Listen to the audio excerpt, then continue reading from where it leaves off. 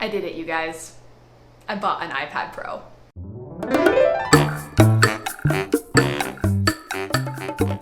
Hey guys, it's Becca. So before I talk about the iPad, I just want to preface this video by saying that I am absolutely not the kind of person that likes new technology. I don't have an Apple Watch. I literally just bought an iPhone 6, new, because I just couldn't figure out why I needed to buy an iPhone 10. So this is coming from somebody who is not the kind of person that just buys new technology for fun. I thought a lot about this purchase and it seemed to me like a really, really practical decision. Most of the time, you're gonna find me kicking and screaming, being dragged into the 21st century, but with the iPad, it's a slightly different situation because it made a lot of sense for my career goals. For those of you with a slightly shorter attention span, I will include timestamps below to skip to the drawings and skip past kind of the initial challenges, struggles, sort of the more technical, maybe mundane things. But if you are thinking about getting an iPad, or you're starting, or you have one, and you're struggling to kind of transition from working more traditionally to more digitally, that might be interesting to you. So let's get into it. So the first roadblock I ran into was actually when I bought the iPad.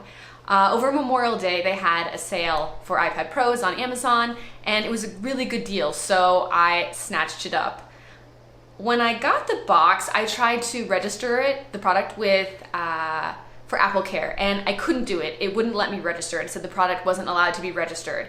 And then I opened it, and it was very clear that the product was not, in fact, new at all. It was clearly used. It had chips in it and was just obviously not new, which explains why I couldn't register it for Apple Care. So if you're thinking about buying an iPad, I would really suggest you not buy it on Amazon because it happened to me, it's just as likely to happen to you that you will get a refurbished or used product that's being sold as new. So obviously I returned it and I bought a new iPad from the Apple website and I learned my lesson.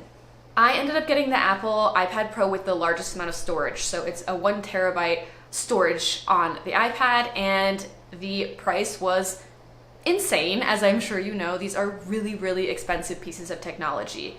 With the Apple Pencil, the iPad Pro, and Apple Care, the price came out to a cool $2,181.61.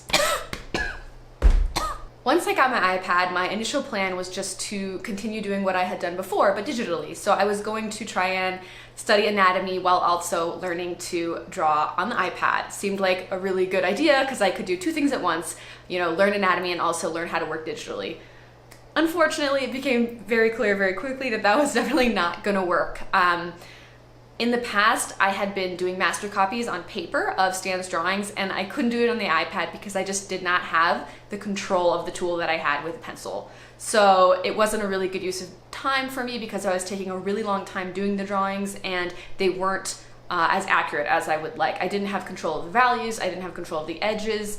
There was a lot of sort of guessing and checking based on what I thought the pencil might do versus what it actually did. So I abandoned that and jumped ship and decided to just focus on figuring out how to use the tool and how to make sure that I could use the pencil in a way that produced predictable results and in a way that meant that I could control what kind of an edge I was getting and what kind of value was being produced based on the pressure and the angle. The first piece of software that I downloaded was Adobe Sketch, which is free, and I was not a big fan.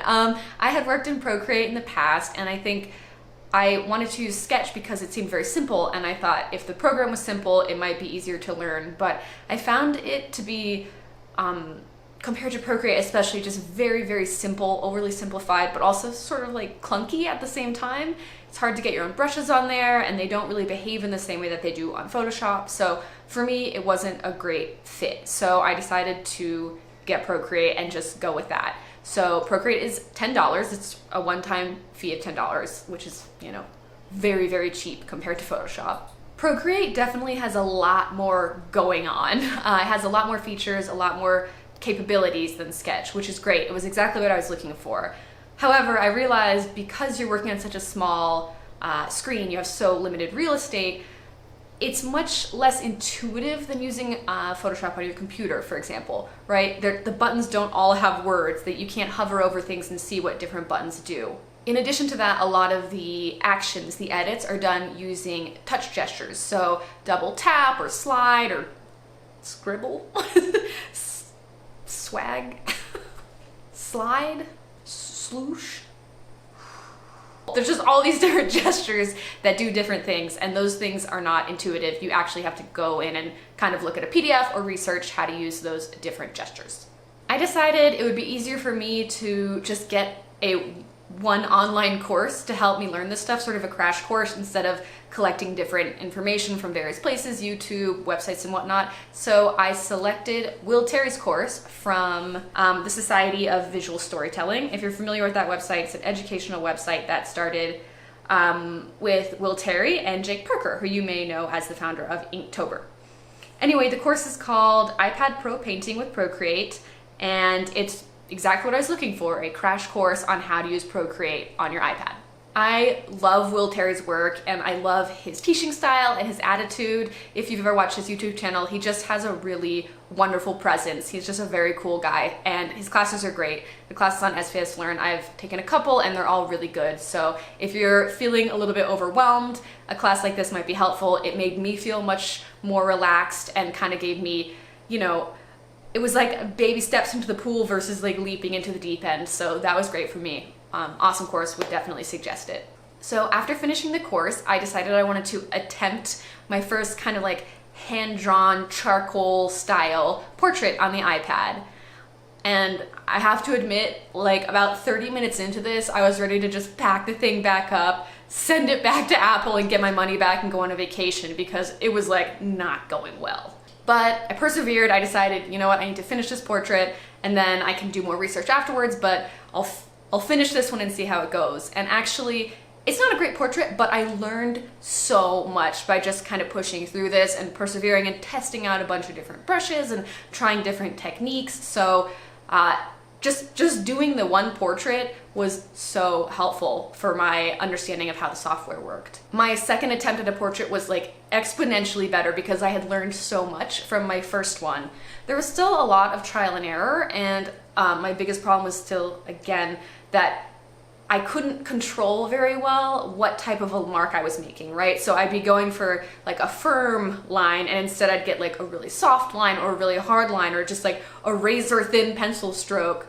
And I think it's the way you hold the pencil doesn't correspond to how it works on paper. It's just not the same. You know, you don't get the same results based on how you hold it. So it was hard for me to try and retrain my brain to kind of hold the pencil in a more intentional way, because it felt awkward compared to how I was used to holding it. Despite this, you know, I still felt like I got a pretty kind of realistic result, and I was impressed at how natural the brushes looked once I kind of got the idea of how to use them. Next, I spent some time testing out the brushes by drawing my favorite thing, a bunch of different dogs. The sketching, inking, and charcoal brushes were pretty intuitive to me, but a lot of the other brushes had me just like totally baffled. They're fun to use, but I could not for the life of me figure out how to get any control with any of them. After that, I drew some rocks. The last thing I attempted was a landscape painting. So you may have noticed that I had not been using color up until this point. And to be honest, that's because I just don't feel very comfortable working in color. This painting was definitely a struggle, but it was something that I wanted to give a try just to kind of see where I stood in that respect. I don't have a lot of experience with painting or doing landscape, so this is something that I'm going to be working on in the next coming weeks. And while it was a bit of a tough thing to finish, again, I just learned so much by pushing through it. Lastly, please enjoy this elephant drawing done by my husband. He posted it on Instagram and someone said that it looked like a human in an elephant costume, and I cannot stop thinking about it. Thank you guys so much for watching. Let me know if you have any questions in the comments and I will try my best to answer them. See you next time.